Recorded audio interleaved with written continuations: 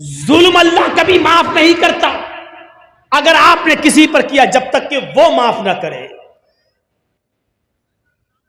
हाजी जब हज के मैदान में होता है और आसमान से एक फरिश्ता हज के दिन 9 तारीख को अरफा के मैदान में आकर कहता है, आए हाजियों, अपने गुनाहों की माफी मांगने वालों, अपने गुनाहों से तौबा करने वालों, जाओ, आज अल्लाह ने तुम्हें गुनाहों से पाक व साफ कर दिया है। आज तुम गुनाहों से ऐसे ही पाक हो जैसे धोबी की भट्टी में कपड़े का मैल कुचैल साफ हो जाता है। जैसे कोई बच्चा अपनी मां के पेट से पैदा होने के बाद गुनाहों से पाक व साफ होता है, जैसे वो गुनाहों से बिल्कुल पाक व साफ होता है, ऐसी अल्लाह ने तुम्हारे सारे गुनाहों को मिटा दिया, सारे गुनाहों को से तुम्हें पाक कर दिया। अय हाजियों, अपने मुल्क में जाने के बाद, अपनी बस्ती में जाने के बाद फिर से तुम अपने आप को सयाह मत कर लेना। जाओ, आज तुम्हारे ऊपर से गुनाह मिटा दिए गए हैं और तुम्हें पैदा होने वाले बच्चे की तरह कर दिया गया है, उस कपड़े की तरह कर दिया गया है जिसको धोबी की भट्टी में जाने के बाद उसका मैल और कुचैल साफ हो जाता है, गंदगी साफ हो जाती है, तो मैं कपड़े की तरह धुल दिया हो, साफ कर दिया है। जहां फरिश्ता यह ऐलान करके खुशखबरी सुनाता है कि अल्लाह ने तुम्हारे गुनाहों को खत्म कर दिया, मिटा दिया, ऐसे मौके पर भी अल्लाह उस हज के मैदान में भी उन लोगों के गुनाह नहीं मिटाता है जो किसी पर जुल्म करके हज करने आए हैं, या किसी की दुकान पर नाजायज कब्जा करके, या 1-2 बालिश जमीन किसी की दाब कर उस पर जुल्म करके हज के मैदान में पहुंचे और हज करने आए। जब तक बंदा उसको माफ नहीं करेगा, अल्लाह भी माफ नहीं करेगा। अल्लाह हज के मैदान में भी उसको माफ नहीं करता। अपना हक माफ कर सकता है अल्लाह, लेकिन अगर आपने अल्लाह के बंदे का हक मारा है तो जर्जी साहब अपना हक माफ कर सकते हैं। इस आदमी की अगर आपने जमीन दाबी है या इस पर जुल्म किया है तो इसका जुल्म हम थोड़ी माफ कर देंगे। आपने जुल्म उसके ऊपर किया है, ये उसका हक है, वो चाहे तो माफ करे चाहे तो ना करे। जर्जी साहब अपना हक माफ कर सकते हैं, दूसरे का नहीं। अल्लाह कहता कि मैं अपना हक चाहूं तो माफ कर सकता हूं, लेकिन मेरे बंदे का मारा है तो जब तक बंदा माफ नहीं करेगा हम माफ नहीं करेंगे। दुनिया में मामले साफ करिए, दुनिया में मामले साफ करिए। इसीलिए जनाजे की नमाज पढ़ने से पहले,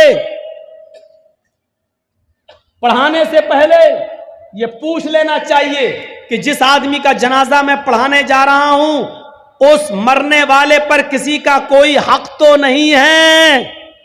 कौन पूछता है? आप अपने इलाके के मुल्ला और मौलवियों को बताइए कितने लोग हैं जो पूछते हैं।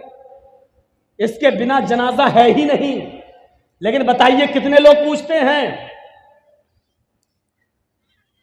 कितनी बस्तियों में मैं जाता हूं, जनाजा सामने खड़ा, पढ़ा दिया, अल्लाह अकबर, हो गई, नमाज पढ़ा दी गई, उठाया जनाजा चला गया। लेकिन जनाजा पढ़ाने वाले की जिम्मेदारी है कि मय्यत का जनाजा पढ़ाने से पहले उसके रिश्तेदारों को सामने लाकर, उसके बेटे, उसकी औलाद को सामने लाकर पूछे कि मरने वाले पर किसी का कोई हक तो नहीं है। और जनाजे में सफे लग जाएं तो पूरी पब्लिक से पूछा जाए क्या मरने वाले का किसी के ऊपर कोई कर्ज तो नहीं था। अगर एक भी आदमी खड़ा होकर ये कह दे कि मरने वाला मेरा कर्जदार था, मरने से पहले उसने कर्जा लिया था और कर्जा दिए बगैर मर गया, तो फिर उसके ऊपर जनाजा नहीं पढ़ा जाएगा। सुन रहे हैं आप? फिर उस पर जनाजा नहीं पढ़ा जाएगा।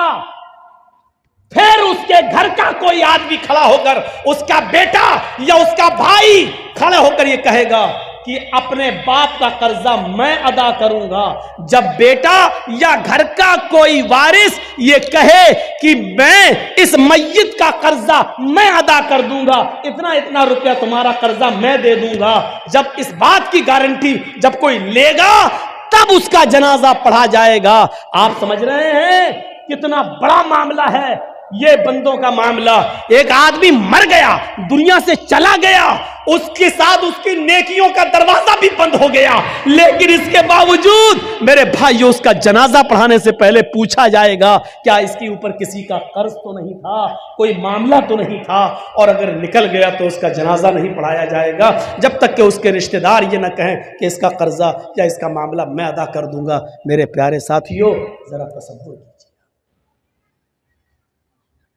नबी अकरम सल्लल्लाहु अलैहि वसल्लम का आखिरी वक्त है, इस दुनिया से जाने वाले हैं, इंतकाल में 2 या 3 दिन बाकी रह जाते हैं। आप फरमाते हैं लोगों, अगर मेरा किसी के ऊपर कोई कर्ज हो तो वो आज ले ले, कयामत के दिन मैं नहीं दे सकता। इंतकाल से 2-3 दिन पहले लोगों, अगर मेरे ऊपर किसी का कर्ज हो तो वो 2-3 वो मुझसे ले ले। एक सहाबी उठते हैं और कहते हैं कि अल्लाह के नबी, मेरे 3 दिरहम है आपके पास। अल्लाह के नबी सल्लल्लाहु अलैहि वसल्लम ने एक सहाबी को हुक्म दिया कि 3 दिरहम इसके अदा कर दिए जाए। उस सहाबी ने उसी वक्त उनके 3 दिरहम दे दिए। आपने फरमाया लोगों, जब मेरी रूह कब्ज़ उनसुरी से परवाज हो जाए, जब मेरा इंतकाल हो जाए, तो मेरी नमाज जनाजा से पहले पूछ लेना किसी का कोई कर्ज तो नहीं है, किसी का कोई कर्ज तो नहीं है। अगर कोई मिलता है तो उसका कर्ज अदा कर दिया जाए, उसके बाद मेरा जनाजा पढ़ाया जाए और फिर मुझे कब्रिस्तान में दफन कर दिया जाए।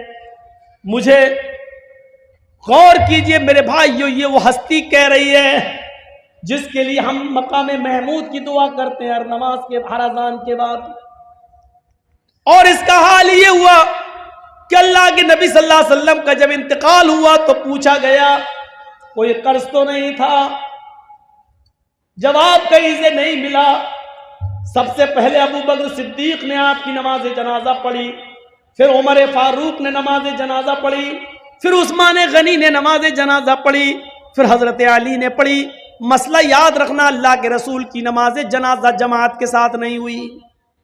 अल्लाह के नबी की नमाज जनाजा किसी ने नहीं पढ़ाई। हुजरे में थे, एक एक करके लोग आते गए, पढ़ते गए। पहले अबू बकर सिद्दीक ने पढ़ी, फिर उमर फारूक ने पढ़ी, फिर उस्मान गनी ने पढ़ी, फिर हजरत अली ने पढ़ी, फिर एक एक साहबा बाद में आते गए, पढ़ते गए, एक एक करके पढ़ते जाते, निकलते जाते, यहां तक कि बाद में औरतों ने भी नमाज जनाजा पढ़ी और सबसे लास्ट में बच्चों ने नमाज जनाजा पढ़ी। इसी को पढ़ते पढ़ते और लोग देखने आते थे। अल्लाह के नबी सल्लल्लाहु अलैहि वसल्लम को तकरीबन आज के मौजूदा टाइम के लिहाज से 32 आवर्स इंतकाल के बाद 32 घंटे तक आपको दफनाया नहीं जा सका।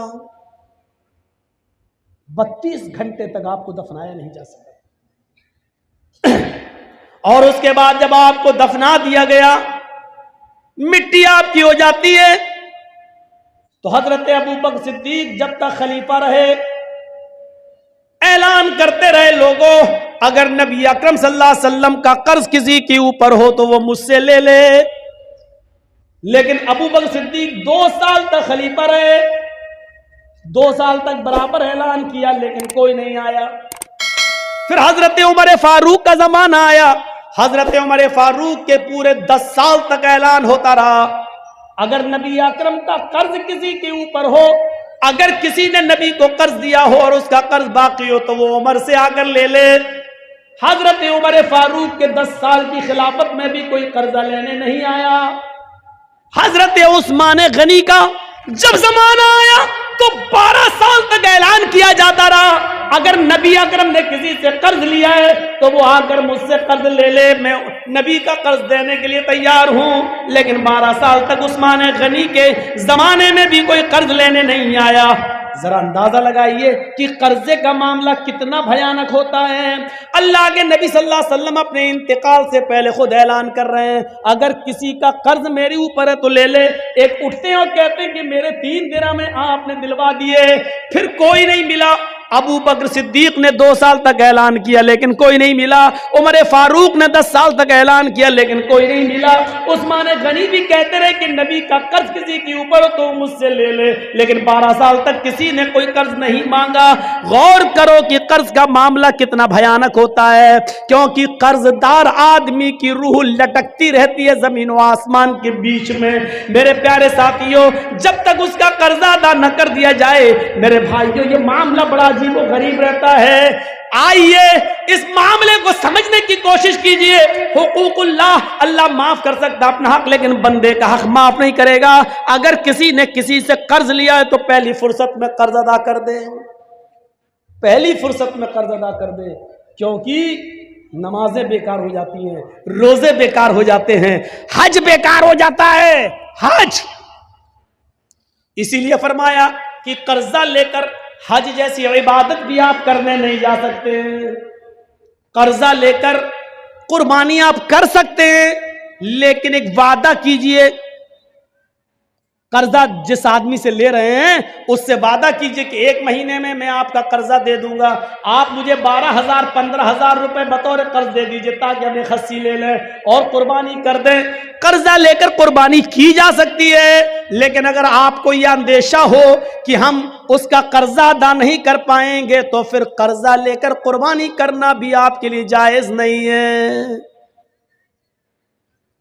अगर आपको यकीन है कि कर्जा हम दे सकते हैं तो 1 महीना 2 महीने की इजाजत लेकर कर्जा ले सकते हैं, लेकिन कर्जा लेकर हज करने नहीं जा सकते, क्योंकि कर्जदार पर हज है ही नहीं। कर्जदार पर हज नहीं, हज तो उस पर फर्ज है जो साहिब इस्तिताअत हो। मन इस्तता इलैहि सबीला, जो इन इस्तता इलैहि सबीला, अगर तुम वहां तक जाने की ताकत रखते हो तो हज करो, तो हज करो। अगर वहां तक जाने की ताकत नहीं है, इस्तिताअत नहीं है, तो आप हज ना करें।